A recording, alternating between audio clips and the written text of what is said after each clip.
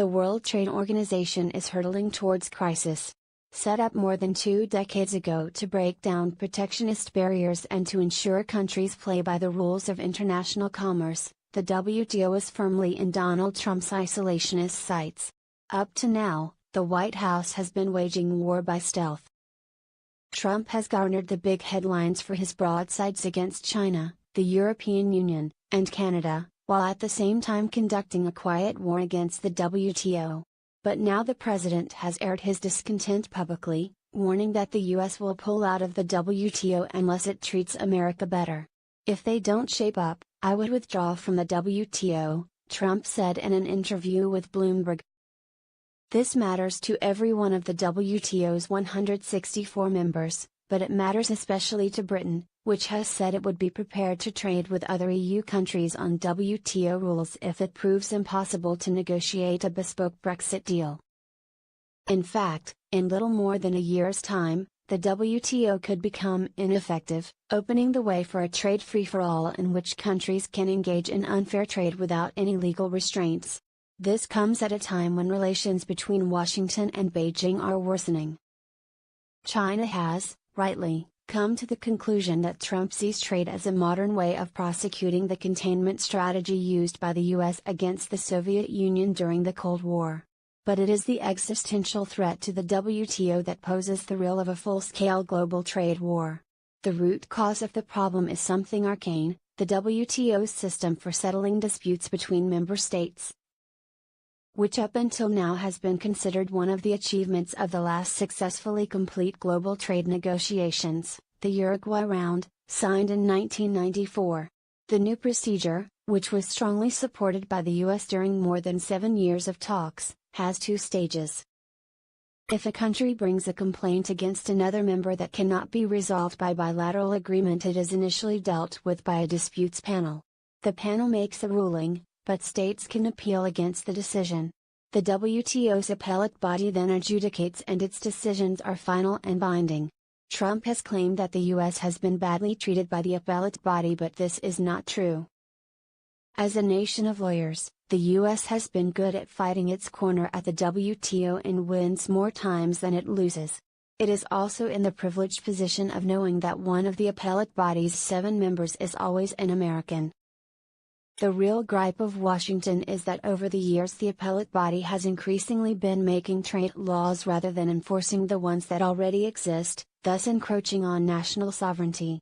Interpreting trade rules is a complex and contentious business. The Americans, and some other countries, think member states rather than unelected appeal judges should decide ambiguous or contentious issues, and that it is wrong for the appellate body to establish precedents for future cases. Trump's reluctance to accept that foreign rulings are binding on the US has also been evident in his decision to pull the US out of the Trans-Pacific Partnership, TPP, and in the negotiations over the future of NAFTA. But it is the WTO row that has the most serious implications.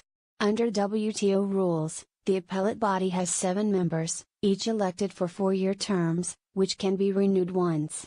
When an appeal is lodged, the case must be heard by at least 3 judges. But as judges have ended their terms, the US has blocked fresh appointments.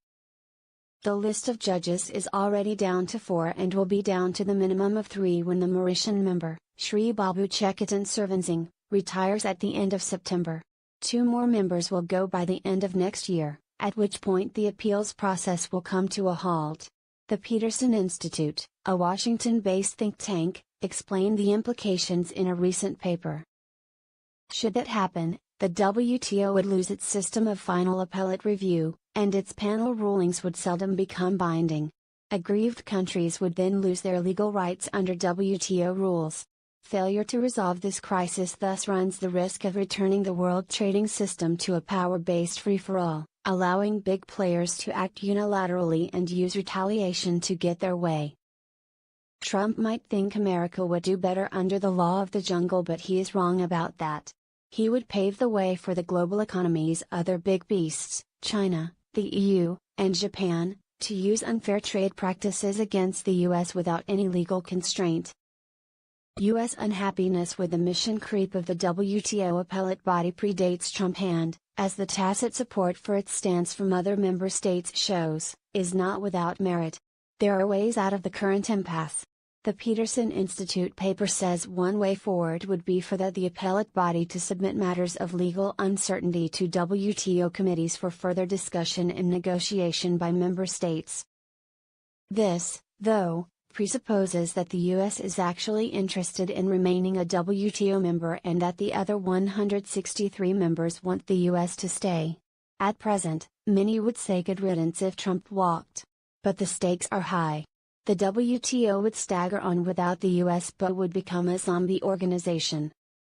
It would be rendered as ineffective by the lack of American presence as was another Geneva-based body, the League of Nations, between the two world wars. Historically, that's not a great precedent.